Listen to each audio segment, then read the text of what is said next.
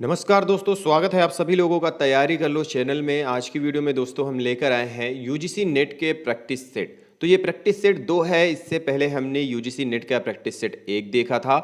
UGC net 2020 की अगर आप एग्ज़ाम की तैयारी कर रहे हैं और एग्ज़ाम देने वाले हैं तो दोस्तों यह प्रैक्टिस सेट आपके लिए बहुत ही लाभकारी होगा। और दोस्तों अगर आपने अभी तक चैनल को सब्सक्राइब नहीं किया है या फिर आप इस चैनल पर नए हैं तो आप सबसे पहले चैनल को सब्सक्राइब कर लें, बेल आइकन प्रेस कर लें और चैनल के प्लेलिस्ट में एटलीस्ट एक बार ज़रूर जाएं।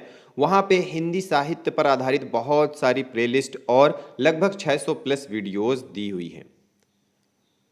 पहला प्रश्न है, इतिहास की दृष्टि से हिंदी महाकाव्यों का सही अनुक्रम क्या है? नीचे ऑप्शंस दिए हुए हैं। पहला साकेत, लोकायतन, प्रिय प्रवास, कामायनी। ऑप्शन बी प्रिय प्रवास, कामायनी, साकेत, लोकायतन। ऑप्शन सी प्रिय प्रवास, साकेत, कामायनी, लोकायतन। या फिर ऑप्शन डी लोकायतन, कामायनी, प्रिय प्रवास और साकेत। तो इसमें से सही जवाब क्या होगा? सही उत्तर है ऑप्शन सी। अनुक्रम दिया हुआ है। महाकाव्यों का अनुक्रम कुछ इस प्रकार है। पहला प्रिय प्रवास अयोध्या सिंह उपाध्याय हरिऔध जी का है, 1914 ईस्वी। दूसरा है साकेत मैथिली शरण गुप्त जी का है, 1931 ईस्वी।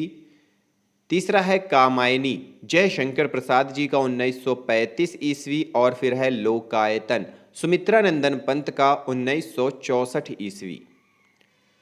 अगला प्रश्न है, निम्नलिखित काव्य कृतियों का सही अनुक्रम क्या है?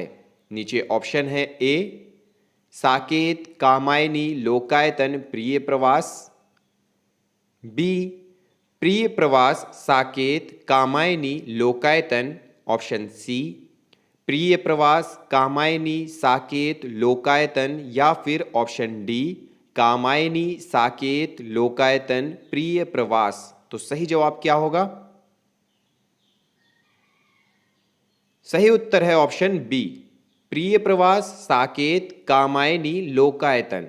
अगला प्रश्न है, निम्नलिखित काव्य कृतियों का सही अनुक्रम क्या है? ऑप्शन है। A Anamika, Pallav, Bharat Bharati, Deepshikha. B Deepshikha, Anamika, Pallav, Bharat Bharati. Option C Pallav, Anamika, Bharat Bharati, Deepshikha. या फिर ऑप्शन डी भारत भारती, पल्लव, अनामिका, दीपशिखा।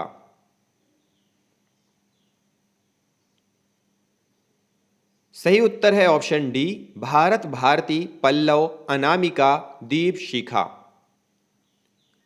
अगला प्रश्न है, प्रकाशन वर्ष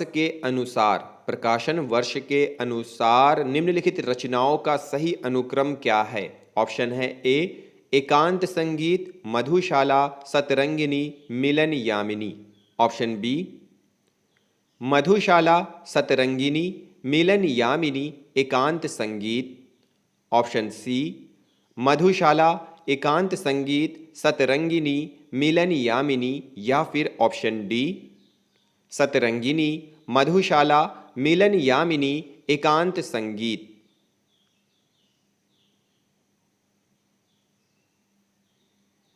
सही उत्तर है ऑप्शन सी मधुशाला, एकांत संगीत, सतरंगिनी, मिलन यामिनी।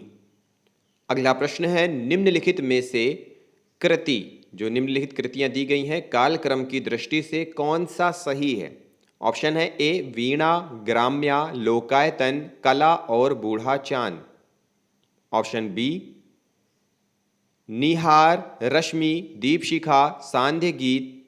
ऑप्शन सी गीतिका, कुकुरमुत्ता, बेला, अर्चना। या फिर ऑप्शन डी प्रेम पथिक, झरना, लहर, आंसू।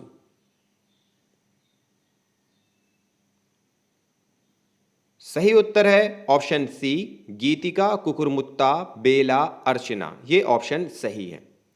अगला प्रश्न है, सूर्यकांत त्रिपाठी निराला जी की निम्नलिखित रचनाओं का सही प्रकाशन वर्ष के अनुसार सही अनुक्रम क्या है? ऑप्शन है। ए अनामिका, तुलसीदास, अपरा, जूही की कली। बी जूही की कली, अपरा, तुलसीदास, अनामिका। सी अपरा, तुलसीदास, जूही की कली, अनामिका, या फिर डी जूही की कली, अनामिका, तुलसीदास, अपरा।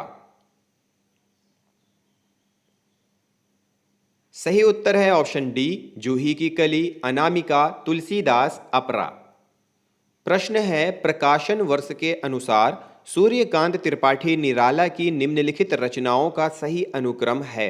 ऑप्शन है ए गीतिका, अणिमा, अर्चना, आराधना, बी अणिमा, अर्चना, आराधना, गीतिका, सी आराधना, अर्चना, अणिमा, गीतिका, या फिर ऑप्शन डी अर्चना, आराधना, अणिमा, गीतिका। सही उत्तर है ऑप्शन ए गीतिका, अणिमा, अर्चना, आराधना। अगला प्रश्न है निराला की रचनाओं का सही अनुक्रम क्या है। ऑप्शन है A Anamika, Parimal, Geetika, कुकुरमुत्ता, option B कुकुरमुत्ता, Geetika, Parimal, Anamika, option C Parimal, गीतिका, कुकुरमुत्ता, अनामिका, या फिर ऑप्शन डी गीतिका, कुकुरमुत्ता, अनामिका, परिमल।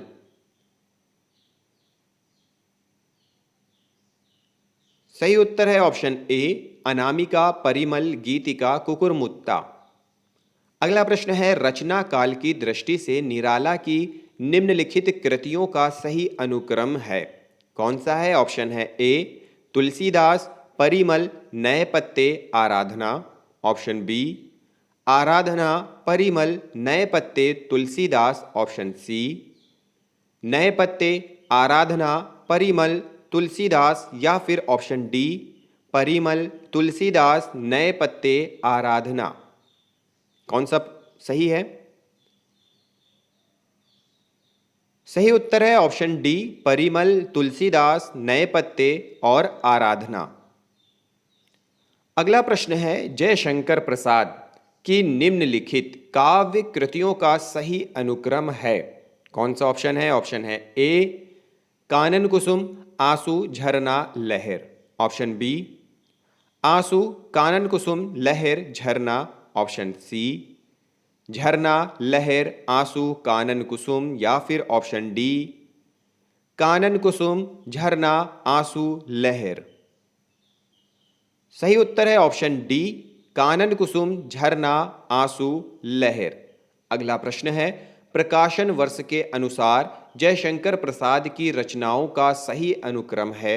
ऑप्शन है ए आंसू, लहर, कामायनी, प्रेम पथिक, ऑप्शन बी प्रेम पथिक, लहर, आंसू, कामायनी, सी प्रेम पथिक, आंसू, लहर, कामायनी, और डी है लहर, प्रेम पथिक, कामायनी, आंसू।